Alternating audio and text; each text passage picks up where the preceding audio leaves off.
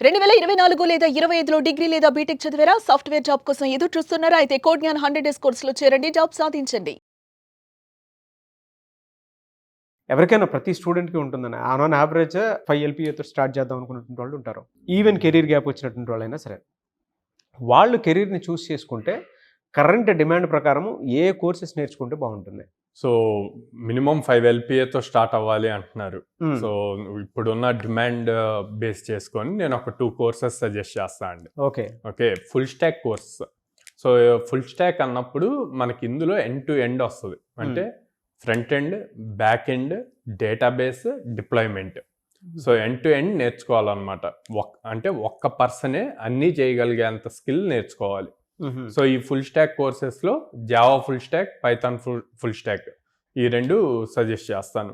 ఇంకా మనకి చాలా ఉన్నాయి, like JavaScript full stack ఇలా కూడా ఉన్నాయి. బట్ ఈ రెండిటికి మార్కెట్లో నెంబర్ ఆఫ్ ఓపెనింగ్స్ అన్నవి ఎక్కువ ఉన్నాయి. సో అందుకని చెప్పి ఇది చూజ్ చేస్తున్నాం. సో జావా ఫుల్ స్టాక్ తీసుకున్నా, పైథాన్ ఫుల్ స్టాక్ తీసుకున్నా ఫ్రంట్ ఎండ్ టాపిక్స్ అన్నవి సేమ్ ఉంటాయండి. HTML, CSS, జావా స్క్రిప్ట్ ఉంటుంది, జావా స్క్రిప్ట్ ఫ్రేమ్వర్క్, రియాక్ట్ ఉంటుంది. అండ్ దెన్ డేటాబేస్ తీసుకుంటే MySQL యూజ్ చేసుకోవచ్చు, MongoDB యూజ్ చేసుకోవచ్చు. ఈ MySQL ఆర్ MongoDB రెండిట్లోనూ CRUD ఆపరేషన్ స్ట్రాంగ్గా ఉంటే సరిపోద్ది. CRUD అన్నప్పుడు క్రియేట్, రీడ్, అప్డేట్, డిలీట్ అనే ఆపరేషన్స్ వస్తాయి. మీరు ఎట్లాంటి అప్లికేషన్ తీసుకున్నా, మీరు వెబ్సైట్స్లో ఏది చూజ్ చేసుకున్నా ఈ 4 మీదే మొత్తం వెబ్సైట్ రన్ అవుతుంది. సింపుల్ ఎగ్జాంపుల్ తీసుకుంటే కనుక, మీరు ఒకవేళ మీకు ఒక షాప్ ఉంది, మీరు అమెజాన్లో ప్రోడక్ట్ లిస్ట్ చేయాలి. అప్పుడు ఏం చేస్తారు? అకౌంట్ క్రియేట్ చేస్తారు. క్రియేట్ చేశాక లోపలికి వెళ్ళి మీ దగ్గర ఉన్న ప్రొడక్ట్స్ని దాంట్లో అప్డేట్ చేస్తారు. అవునా? యూజర్ ఇప్పుడు మీరు ఇచ్చిన దాన్ని నేను పర్చేస్ చేయాలి, ప్రొడక్ట్స్ ఏవో పర్చేస్ చేయాలి. నేను అక్కడికి వెళ్ళి ల్యాప్టాప్ అని సెర్చ్ చేస్తాను. ల్యాప్టాప్ అని సెర్చ్ చేసినప్పుడు ఏదైతే డిస్ప్లే అవుతుందో ఓకే దాన్నంతా కూడా రీడ్ అంటారు. ఓకే గెట్ చేస్తూ ఉంటుంది అనమాట. మనం ఏదైతే సెట్ చేస్తామో అది గెట్ చేసి చూపిస్తూ ఉంటుంది.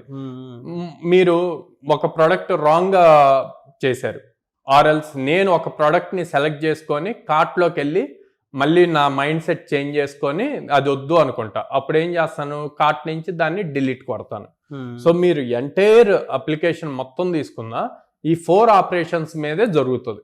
ఈ 4 ఆపరేషన్స్ లాజిక్స్ రాయటం కోసమే బ్యాక్ ఎండ్ని యూజ్ చేస్తాం.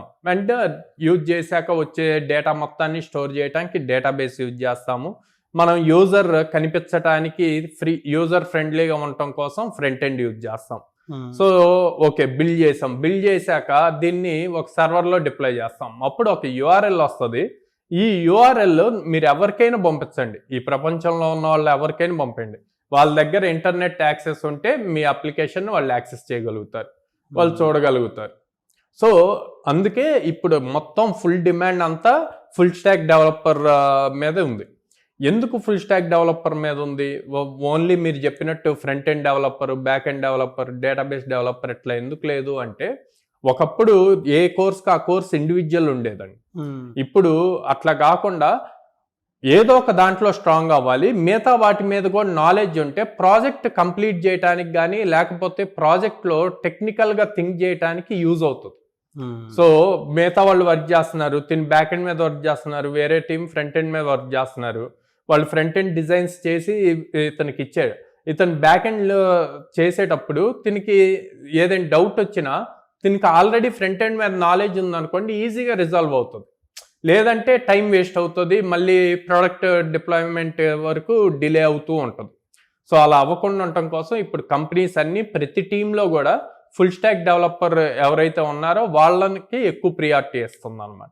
సో అందుకనే నేను Python full stack, Java full stack ఈ రెండింటిని సజెస్ట్ చేస్తున్నాను.